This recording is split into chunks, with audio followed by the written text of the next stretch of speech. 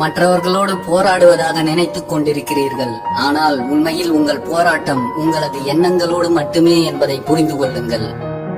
விளக்கம் கொடுத்து இழுத்து பிடித்து வைத்துதான் சில உறவுகளின் அன்பினை பெற வேண்டும் என்றால் அத்தகைய உறவுகளே வேண்டாம் என்று தனிமையில் வாழ்வதே சிறந்தது. ஒருவரின் இடத்தை மற்றொருவரை கொண்டு நிரப்பிவிட நினைக்கலாம். ஆனால் ஒரு சில இடங்களை வேறு ஒருவரால் நினைவுபடுத்த முடியுமே தவிர நிரப்பிவிட முடியாது என்பதை புரிந்து கொள்ளுங்கள். நமக்கென்று யாரும் இல்லாத போதுதான் தனிமை ஒவ்வொருவருக்கும் ஒரு பாடம் கற்பிக்கும். யாரையும் நம்பாதே என்று.